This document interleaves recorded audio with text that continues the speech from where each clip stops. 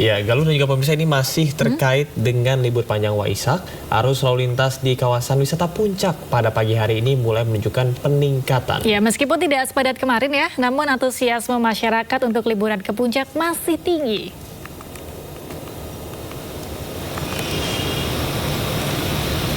Ya, sejak kemarin lalu lintas di kawasan Simpang Gadok Ciawi Bogor, Jawa Barat padat dan masih terpantau hingga pagi ini dibandingkan kemarin. Arus lalu lintas di kawasan ini relatif lebih lancar. Belum ada ketersendatan menjelang Simpang Gadok maupun yang mengarah ke Puncak. Puncak kepadatan wisatawan yang liburan ke kawasan ini diperkirakan sudah terjadi kemarin sehingga hari ini relatif lebih longgar. Meski demikian, pihak kepolisian tetap menyiapkan sejumlah rekayasa lalu lintas untuk mengantisipasi kemacetan di kawasan Puncak Bogor.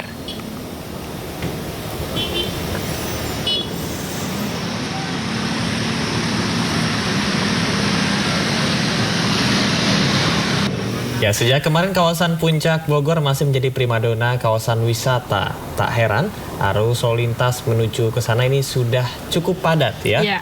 Dan untuk pemirsa yang hari ini akan berniat liburan di kawasan Puncak Bogor, kita akan simak dulu pantauan arus lalu lintas terkini. Sudah ada rekan Jessica Winoto yang sudah ada di sana.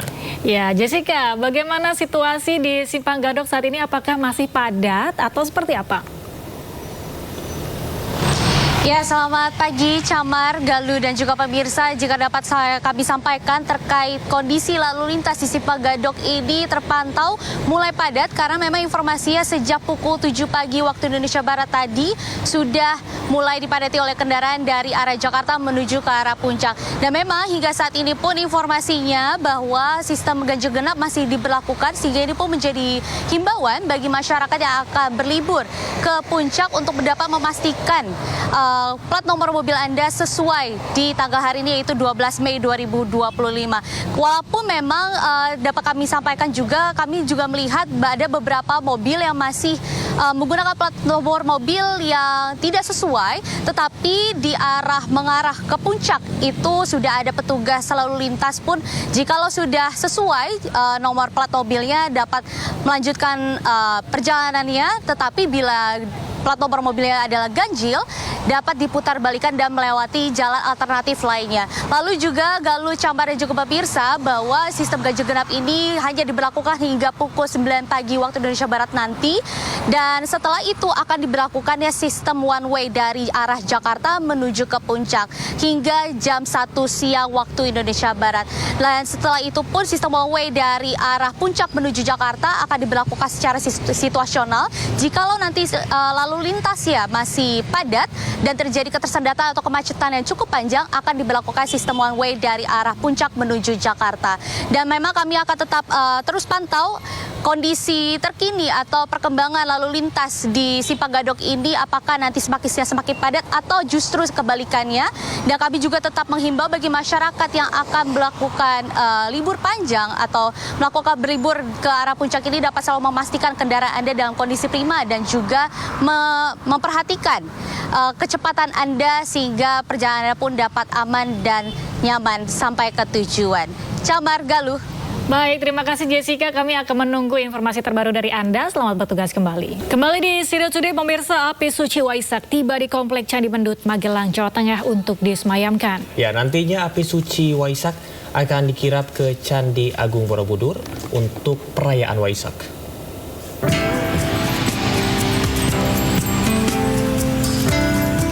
Api suci Waisak yang sebelumnya dibawa dari Merapen tiba di Komplek Candi Mendut, Magelang, Jawa Tengah.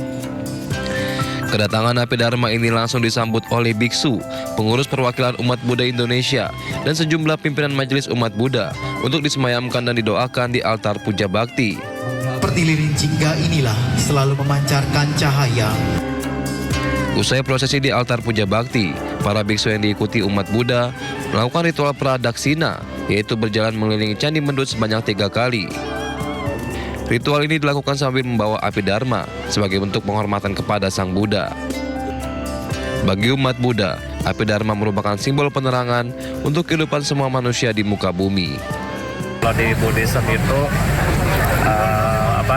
kita menderita nih karena awija atau dibilang kegelapan batin kan. Tadi dengan Buddha diibaratkan dengan enlightenment beings atau orang yang tercerahkan. Jadi api di sini melambangkan orang yang tercerahkan ini. Jadi api yang kita ambil untuk menerangkan kegelapan manusia dari kegelapan batin mereka. Rencananya, api Dharma ini akan dikirap ke Candi Agung Borobudur sebagai sarana puja bakti pada puncak perayaan detik-detik Waisak Senin malam. Dari Magelang, Jawa Tengah, Puji Hartono, iNews melaporkan. Dan pemirsa, untuk melihat perayaan Waisak di Wihara Dhamma Caka Jaya, kawasan Sunter, Jakarta Utara, kita sudah ada rekan Ismalia bersama juru kamera Muhammad Zulkarnain di sana. Ya, Ismalia, seperti apakah perayaan Waisak di sana?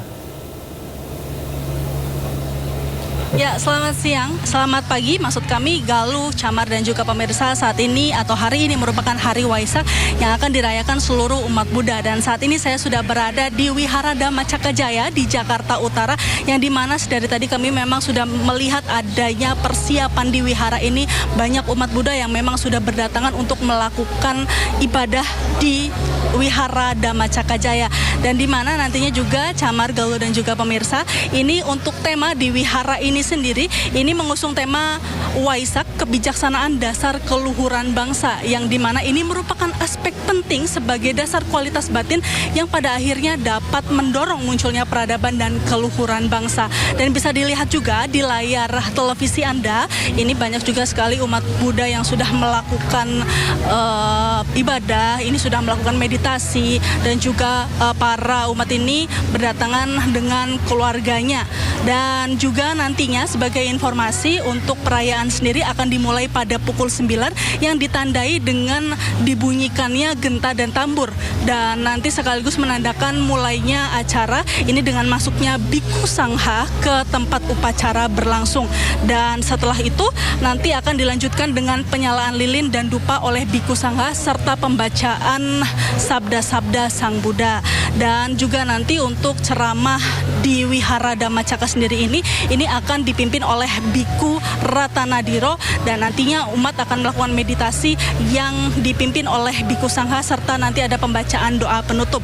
Dan juga sebagai informasi, ini untuk di Wihara Dhamma Caka sendiri sudah melakukan persiapan sebulan sebelumnya, dan persiapan tersebut diantaranya ada juga kelas Dhamma atau melakukan pendalaman Dhamma, ada juga meditasi dan juga melakukan bakti sosial ke wihara-wihara lainnya. Dan Camar, Galuh dan juga pemirsa, ini bisa juga dilihat untuk keadaan atau situasi di tempat kami melaporkan ini memang ramai sekali, karena memang ini merupakan wihara yang cukup besar dan biasanya akan didatangi sekitar 6.000 umat Buddha yang akan melakukan Hari Raya Waisak. Dan untuk kepanitiaannya sendiri ini nanti akan ada sekitar 260 orang.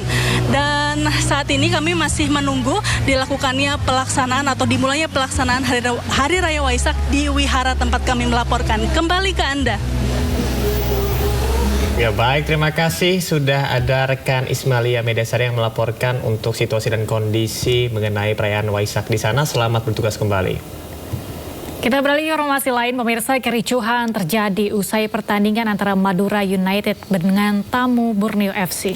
Ya, bahkan insiden yang terjadi usai laga ini juga berujung pemukulan oleh aparat keamanan terhadap salah seorang ofisial tim tuan rumah.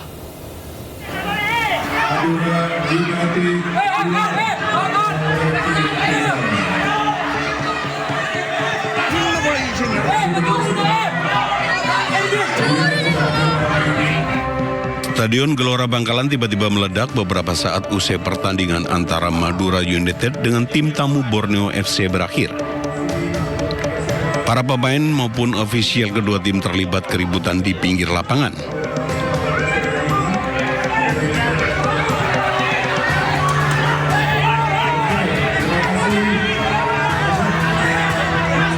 Insiden bermula saat wasit meniupkan peluit panjang tanda pertandingan usai dengan skor 2-3 untuk kemenangan Borneo FC.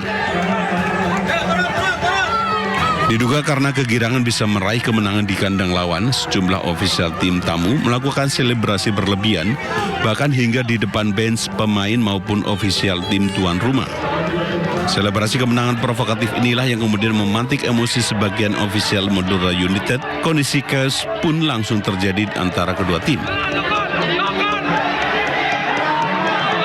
Aparat keamanan dan perangkat pertandingan pun berusaha meredam situasi panas kedua pihak. Meski sempat mereda, insiden kembali terjadi di lorong stadion menuju ruang ganti pemain. Hal ini setelah terjadi pemukulan oleh salah satu anggota petugas keamanan terhadap salah seorang ofisial tim tuan rumah.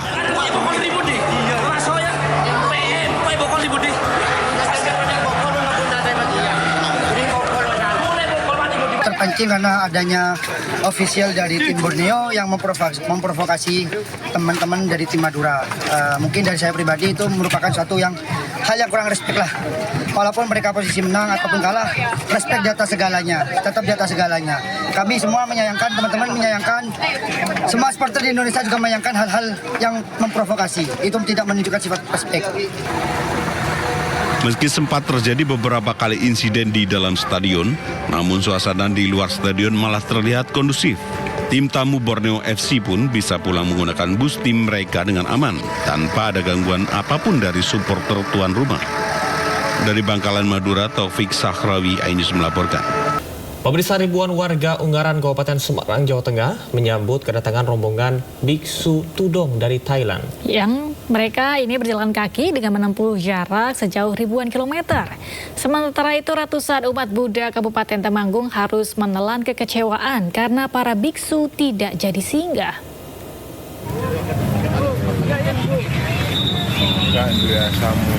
Namo Buddhaya.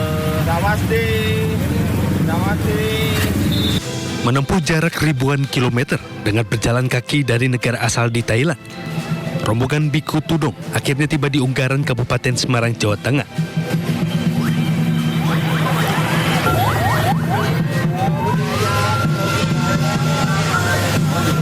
Kedatangan mereka langsung disambut meriah oleh ribuan warga Semarang, mulai dari sorak-sorai kegembiraan, menaburkan bunga hingga menyuguhkan atraksi barongsai. Sebelumnya ratusan umat Buddha di Kabupaten Temanggung, Jawa Tengah harus kecewa karena para biku tidak jadi mampir untuk singgah pada Jumat kemarin. Puluhan biku ini urung jalan kaki dan naik kendaraan menuju Magelang. Diduga karena kondisi cuaca panas dan faktor fisik membuat para biku ini naik kendaraan. Umat Buddha pun hanya bisa menyambut di pinggir jalan saat para biku melintas. Padahal sejumlah persiapan telah dilakukan, seperti jamuan makanan serta bekal untuk para biku yang singgah. Tudong adalah ritual perjalanan spiritual yang dilakukan umat Buddha atau Bante dengan berjalan kaki yang merupakan tradisi sejak zaman terdahulu sebagai bagian dalam menyambut perayaan Hari Raya Suci Waisak.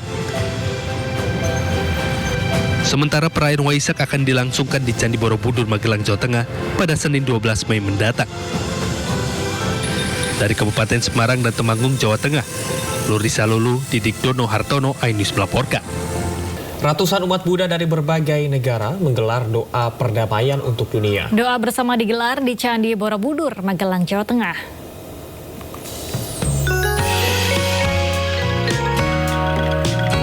Ratusan umat Buddha dari berbagai negara khusyuk berdoa saat acara doa bersama untuk perdamaian dunia Nyingma Monlam Chenmo jelang perayaan Trisuci Waisak. Umat Buddha doa bersama di lapangan Aksobia, Kompleks Candi Borobudur, Jumat kemarin. Doa bersama ini diikuti 600 lebih umat Buddha yang berasal dari berbagai negara. Mereka memanjatkan doa dan aspirasi untuk perdamaian dunia serta kesejahteraan dunia dan Indonesia. Ini adalah doa aspirasi untuk perdamaian dunia dan kesejahteraan dunia, untuk perdamaian Negara Kesatuan Republik Indonesia dan kesejahteraan Negara Kesatuan Republik Indonesia. Ini adalah doa aspirasi tahun ketiga yang kami lakukan. Dipilihnya Candi Borobudur untuk acara doa bersama ini karena dianggap sebagai salah satu lokasi suci bagi umat Buddha. Nyingma Monlam Chenmo merupakan salah satu rangkaian kegiatan dalam perayaan Waisak. Puncak perayaan Waisak akan berlangsung pada 12 Mei di Candi Borobudur dengan tema Tingkatkan Pengendalian Diri dan Kebijaksanaan Mewujudkan Perdamaian Dunia. Dari Magelang, Jawa Tengah, Puji Hartono, iNews melaporkan.